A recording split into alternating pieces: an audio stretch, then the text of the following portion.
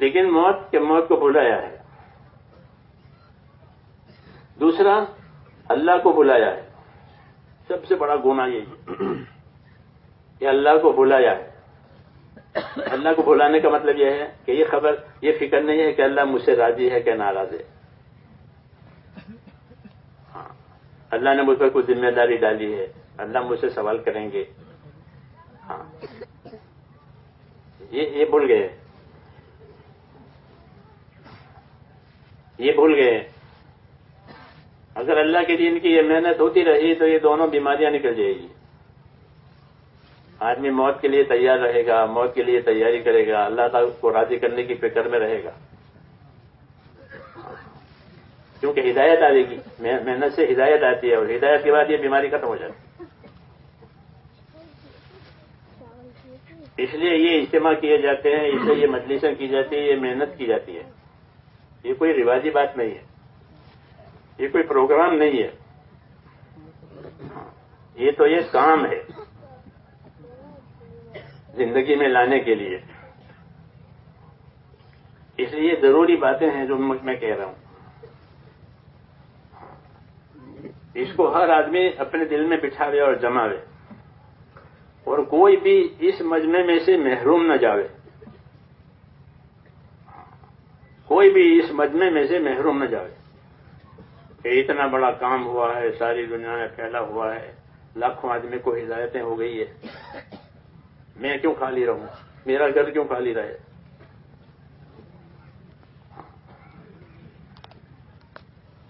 اس لیے یہاں آپ کو بلایا ہے اپنی زندگی کی ذمہ داریوں کو سمجھنے کے لیے کہ میری زندگی میں مجھ پر کیا ذمہ داری ہے. عام طور پر لوگ روزی کی ذمہ داری سمجھتے ہیں کہ کھانا کمانا ہے، بچے پالنا ہے. ٹھیک ہے، ہم اس کا انکار نہیں کرتے کہ کھانا ہے، کمانا ہے، بچے پالنا ہے. لیکن اصل ذمہ داری کیا ہے؟ کیوں اللہ نے ہم کو پیدا کیا ہے؟ یہ اصل ہے. روزی دینے کا وعدہ اللہ نے اپنے ذمہ لیا ہے کہ میں روزی دوں گا. جیسے زندگی دیں گے ایسے روزی بھی دیں گے. زندگی اللہ کے سوا کوئی نہیں دیتا، ایسے روزی بھی اللہ تعالیٰ کی لکھی ہوئی ملے گی، زندگی بھی لکھی ہوئی ملے گی. اگر 100 برس آپ کی زندگی کے ہیں کوئی کاٹ نہیں سکتا اس کو، کوئی دشمن کوئی چیز اس کو کاٹنے. 100 برس پورے ہو جائیں گے جب جائیں گے یہاں سے. تو زندگی بھی اللہ دیں گے، روزی بھی اللہ دیں گے. یہ دونوں ساتھ ساتھ ہیں. جس دن روزی ختم ہو جائے گی اس دن زندگی ختم ہو جائے گی، جس دن زندگی ختم ہوگی اس دن روزی بھی ختم ہوگی. اس لیے ہم کو روزی کے لیے پیدا نہیں کیا ہے، روزی کا ذمہ اللہ نے لیا ہے. آدم علیہ السلام کو پیدا کرنے سے پہلے اللہ نے ساری چیزیں پیدا کر دی تھی. زمین کو پیدا کیا، آسمان کو پیدا کیا، زمینوں کو پیدا کیا، پہاڑوں کو، سمندروں کو.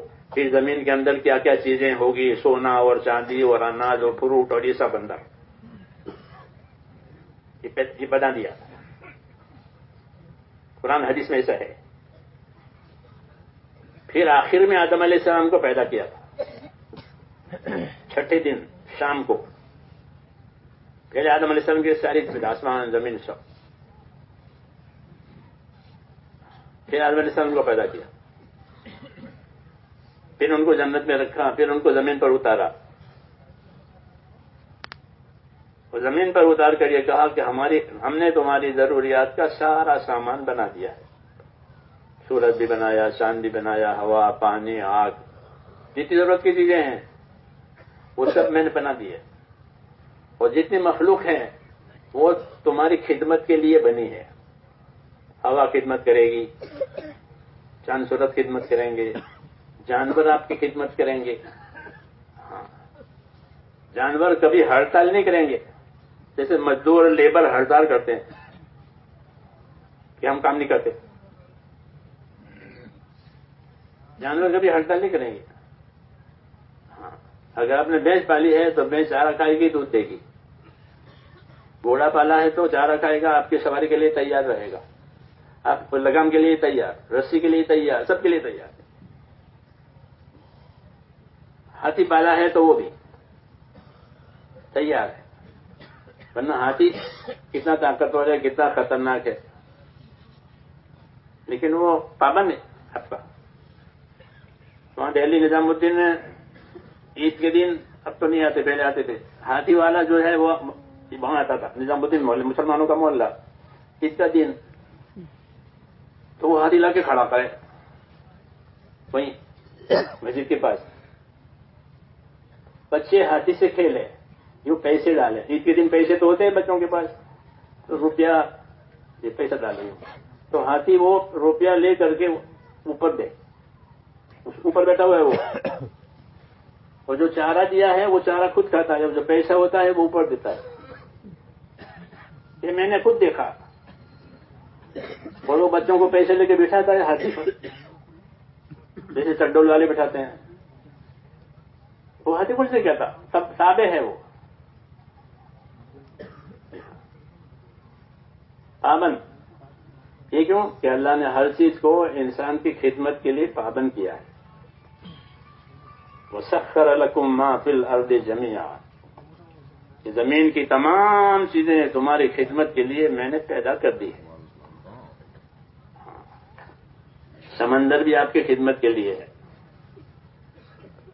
جہاز چلاتے ہیں، بڑی بڑی تجارتیں ہوتی ہیں سمندر کے راستے سے، مال جاتا ہے ادھر سے ادھر، لوگ کماتے ہیں. سمندر میں سے مچھلی بھی نکالتے ہیں مچھیرے، اور موتی نکالنے والے موتی نکالتے ہیں. سمندر کچھ نہیں کہتا. کیوں کہ سمندر پابند ہے. جب تک اللہ کا حکم ہے وہ پابند. جب دوسرا حکم آئے گا پھر سمندر ہلاک کرے گا لوگوں کو، پانی چڑھے گا. تو یہ بتایا تھا آدم علیہ السلام کو کہ تمہاری تمام ضرورت کی، سہولت کی چیزیں میں پیدا کر چکا ہوں. اب تم یہ سمجھو کہ تمہیں کیوں پیدا کیا ہے. آدم علیہ السلام کو بتایا کہ تمہیں کیوں پیدا کیا ہے، تمہیں زمین پر کیوں اتارا ہے، زمین پر کیوں آباد کیا ہے. تو بتایا کہ آپ کو اس لیے آباد کیا ہے کہ اب ہمارے پاس سے، یعنی آسمان سے وحی آئے گی، حکم آئیں گے، دین آئے گا.